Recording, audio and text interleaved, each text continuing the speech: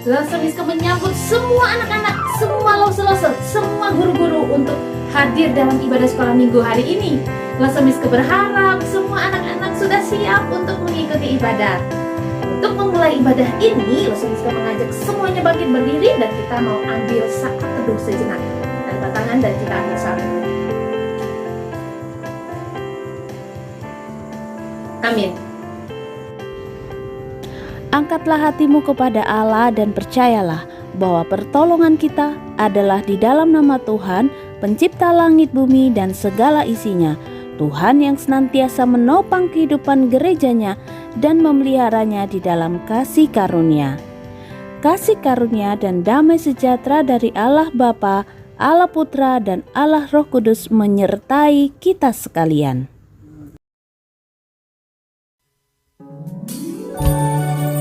Anak-anak, yuk kita nyanyikan satu pujian yang baru, judulnya Hanya Percaya. Masih dengan sikap berdiri ya. Hanya percaya, hanya percaya, segalanya mungkin. Hanya percaya, hanya percaya, hanya percaya, segalanya mungkin. Hanya percaya.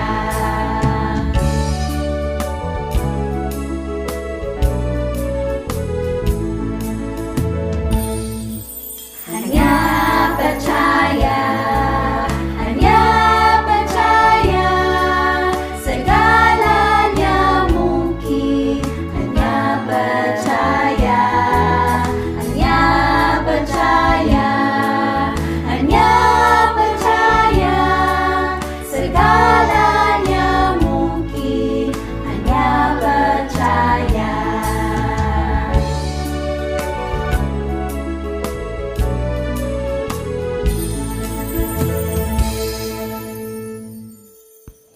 Anak-anak, Tuhan memanggil kita untuk beribadah.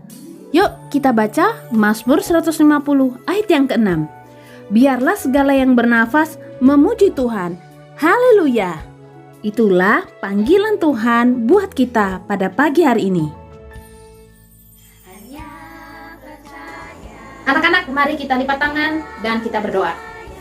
Tuhan Yesus, saat ini kami datang kepada Tuhan dan kami mau mengakui bahwa kami tidak taat kepada perintah-Mu, bahwa kami tidak turut akan kehendak-Mu. Di dalam kehidupan kami sehari-hari, seringkali Tuhan, kami mengikuti keinginan kami sendiri-sendiri, bukan keinginan Tuhan. Seringkali Tuhan, kami melupakan ajaran Tuhan, dan kami mengikuti apa yang kami mau. Ampuni kami Tuhan, atas apa yang kami katakan, atas apa yang kami perbuat, dan apa yang kami pikirkan yang tidak sesuai dengan kehendak-Mu. Terima kasih Tuhan Yesus, kami percaya bahwa Tuhan sudah mengampuni kami, menyucikan kami dari segala salah dan dosa kami. Di dalam nama Tuhan Yesus, amin. Anak-anak, buat kita yang mengaku dosanya dengan sungguh-sungguh, dengarkanlah berita anugerah yang berikut ini. Efesus 1 ayat 7. Sebab di dalam Dia dan oleh darahnya kita beroleh penebusan, yaitu pengampunan dosa menurut kekayaan kasih karunia-Nya. Anak-anak, kita sungguh bersukacita ya, karena Tuhan mau mengampuni dosa kita. Sekarang, kita tidak boleh hidup sembarangan. Yuk kita hidup sesuai dengan perintah Tuhan yang berikut ini. Yohanes 3 ayat 36. Barang siapa percaya kepada anak, ia beroleh hidup yang kekal. Tetapi barang siapa tidak taat kepada anak, ia tidak akan melihat hidup, melainkan murka Allah tetap ada di atasnya. Nah, gimana ya caranya melakukan petunjuk hidup baru kita tadi? Masih ingat kan? Ada janji setia yang bisa kita lakukan. Yuk kita hafalkan bersama-sama. Setia membaca dan merenungkan firman Tuhan setiap hari. Setia pada satu ibu rohani yang ditandai oleh persepuluhan. Setia mengikuti kebaktian sekolah minggu. Setia melayani baik suka maupun duka. Yuk anak-anak, kita menyanyikan pujian Obedience.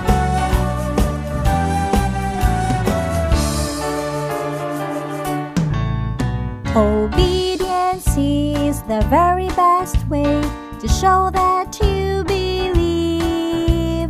Doing exactly what the Lord commands, doing it happily. Action is the key, do it immediately.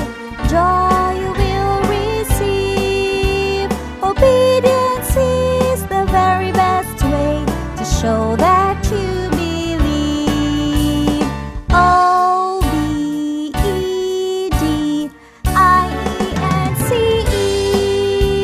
Obedience is the very best way to show that you believe.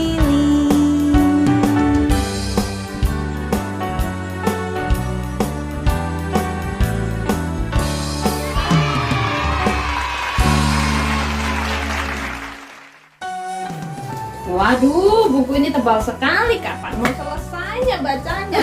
Aduh. Amel baru pulang sekolah terlambat lagi. Kenapa Amel kok terlambat pulang sekolah? Iya Ma, tadi itu aku mampir dulu ke rumahnya Karen. Oh. Lihat sepeda barunya. Oh. Maaf ya Ma. Oke lah, dimaafkan lah. Karena Amel biasanya nggak kayak gini. Dia biasanya itu taat. Kan? Oh iya Ma, Hmm. mamanya Karen Mm-mm. undang aku besok malam untuk ke rumahnya Karen kan supaya aku dan Karen bisa bermain bersama. Boleh Ma? Boleh. Tapi ingat loh, waktu di rumah Karen nanti Amel mesti nurut dengan apa kata mamanya Karen. Oke Ya. Ma. Oke, Ma, aku sekarang ke rumahnya Karen ya. buat apa? Mau ngasih tahu Karen. Oke, tapi ingat harus pulang pukul 4.30. Understand? Oke, sip. Oke, bye Ma. Bye. Lanjut lagi. Ya ampun. Baca di kamar aja deh.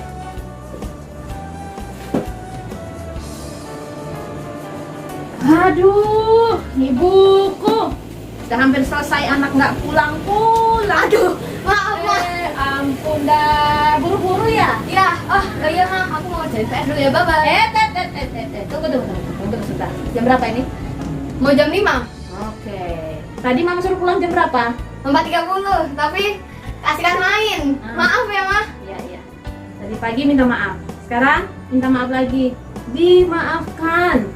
Tapi karena Amel tidak taat 2 kali, hak istimewanya hilang. Hah? Yes. Karena nggak taat kan? Jadi besok Amel batal ke rumah Karen. Sekarang telepon Karen, bilang sama Karen dan mamanya, maaf, Amel tidak bisa ke rumahnya besok. Mengerti? Ya. Kan kalian boleh terlambat dan harus taat. Andi, lanjut lagi baca. Nah, anak-anak, tadi kita sudah melihat bagaimana Amel kehilangan hak istimewanya untuk bermain bersama sahabatnya karena Amel tidak taat. Peristiwa ini juga terjadi dalam kehidupan bangsa Israel sebagai umat pilihan Allah. Bangsa Israel itu umat pilihan Allah, anak-anak. Maka mereka diberikan hak istimewa, yaitu menjadi anak-anak Allah. Nah, sebagai anak-anak Allah, pastinya punya tanggung jawab anak-anak. Tanggung jawabnya adalah harus percaya dan taat kepada Allahnya. Karena kan bangsa Israel anak-anak Allah, maka harus percaya dan taat. Tapi hari ini kita mau melihat apakah bangsa Israel terus-menerus percaya dan taat kepada Tuhan? Atau ada kalanya mereka menjadi tidak percaya dan tidak taat kepada Tuhan? Kalau nggak percaya, kalau nggak taat, apakah ada akibatnya anak-anak? Yuk kita melihat peristiwa yang dialami oleh bangsa Israel ketika mereka sudah hampir sampai di tanah Kanaan. Apa yang mereka alami? Sebelumnya, ayo kita berdoa. Tuhan, kami sudah siap untuk belajar firman Tuhan. Berkati kami Tuhan, supaya bukan hanya mengerti, tetapi kami juga mengalami perubahan dalam kehidupan kami. Dalam nama Tuhan Yesus, amin.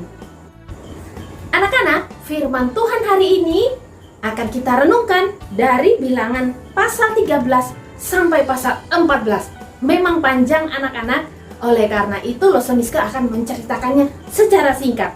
Nanti di rumah anak-anak bisa membacanya sendiri, oke? Nah, peristiwanya terjadi ketika bangsa Israel sudah sampai di kota Kades Barnea. Kades Barnea ini sudah dekat dengan tanah Kanaan. Pada waktu itu, Allah memerintahkan kepada Musa untuk mengutus 12 pengintai masuk ke tanah Kanaan.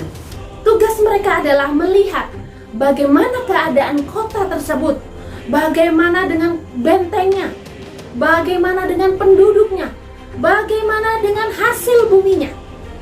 Pada waktu itu, Musa memilih 12 pemimpin dari 12 suku Israel menjadi 12 pengintai yang masuk ke tanah Kanaan.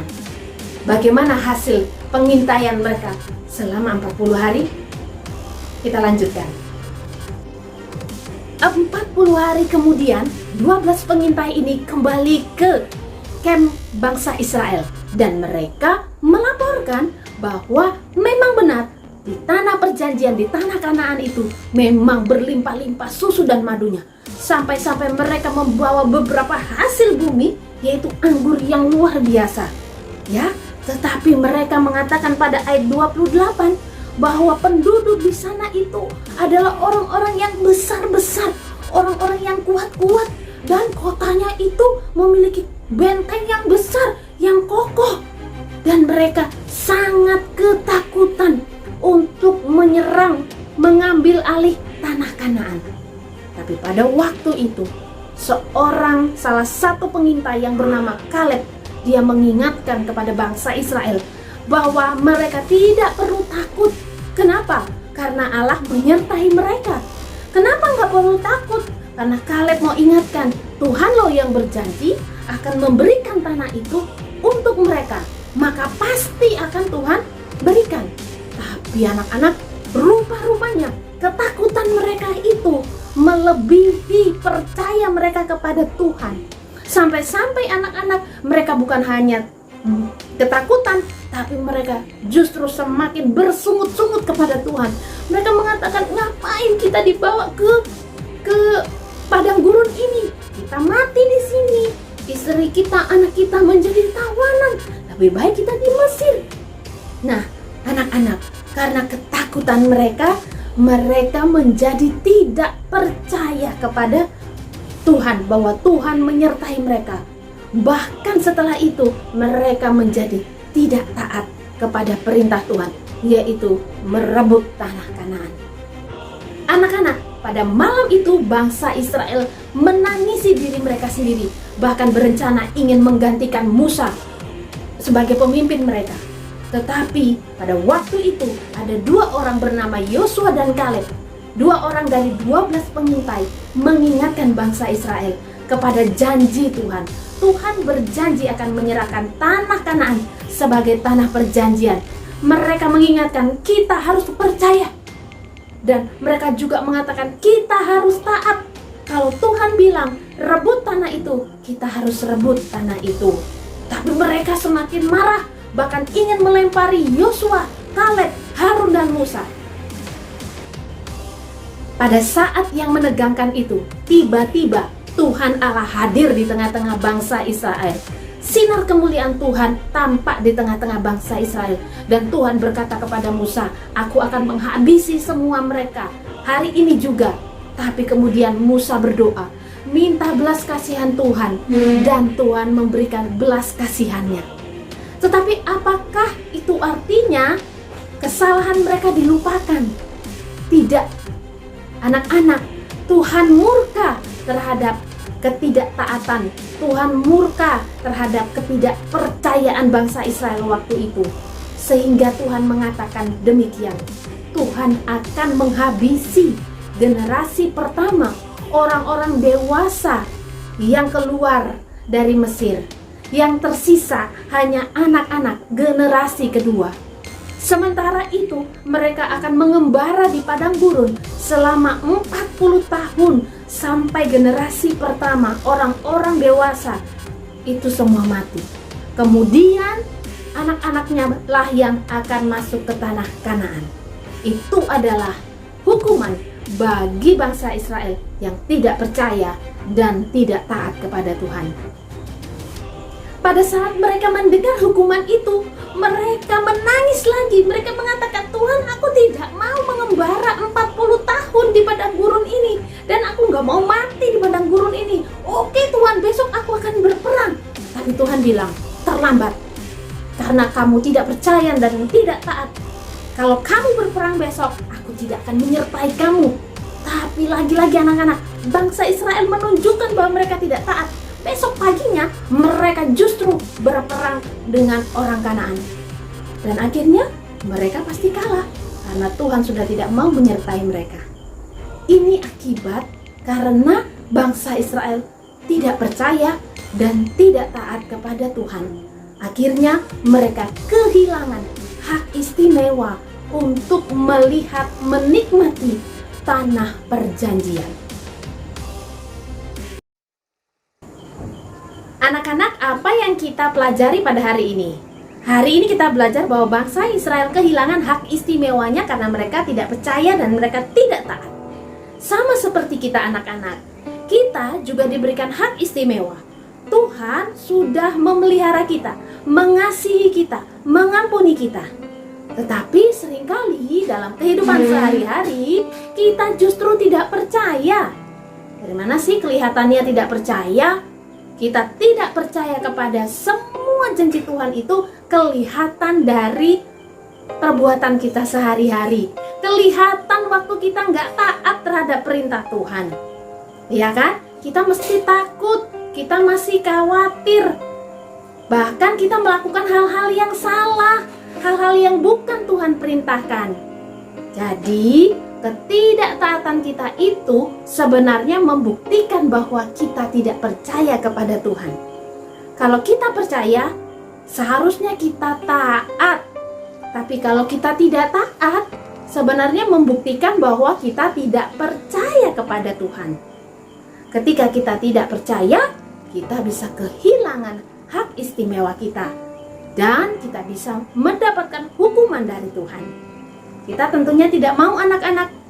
Oleh karena itu, mari kita belajar dari peristiwa bangsa Israel hari ini.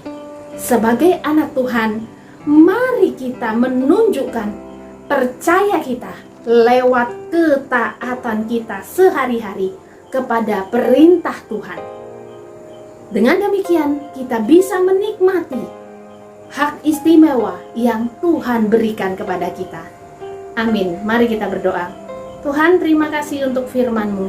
Beri kami roh-Mu yang kudus, yang menuntun kami untuk kami menyatakan percaya kami melalui ketaatan kami sehari-hari. Terima kasih Tuhan Yesus. Amin.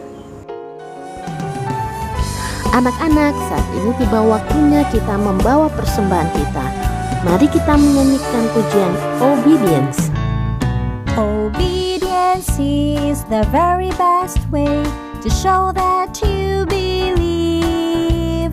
Doing exactly what the Lord commands, doing it happily. Action is the key, do it immediately. Joy you will receive. Obedience is the very best way to show that you believe.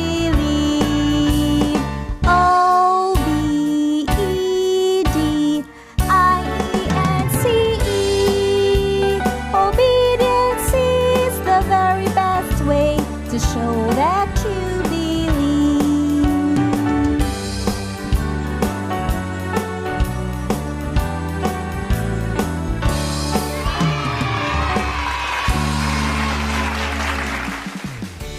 Warta Sekolah Minggu 14 November 2021.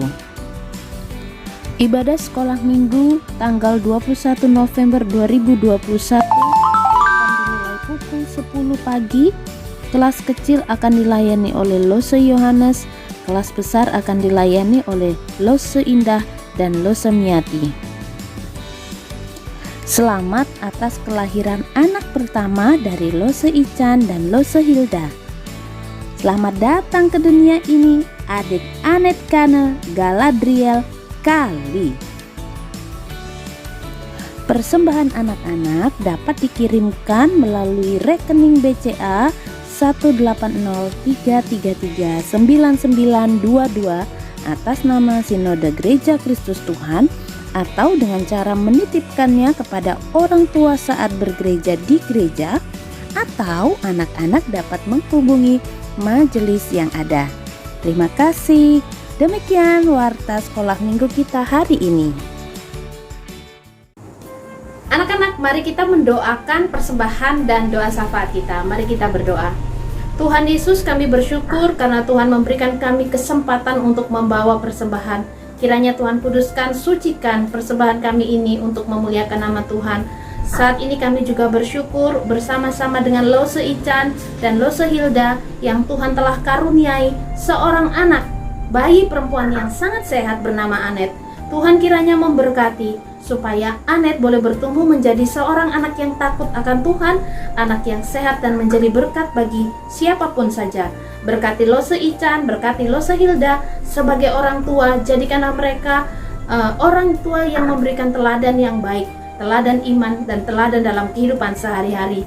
Kami juga mau berdoa untuk Seva yang sedang dalam proses pemulihan pasca operasi di lengannya Tuhan. Kiranya Tuhan memberkati supaya Seva semakin cepat sembuh dan dapat beraktivitas kembali, pulang ke Banyuwangi dengan lebih baik.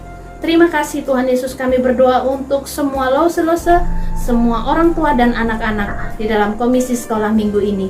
Kiranya Tuhan Yesus memberkati. Tuhan, kami akan mengakhiri ibadah kami hari ini. Biarlah nama Tuhan dipermuliakan. Terpujilah Engkau Tuhan. Di dalam nama Tuhan Yesus kami sudah berdoa dan bersyukur. Amin. Ibadah kita selesai. Selamat hari Minggu. Tuhan Yesus memberkati.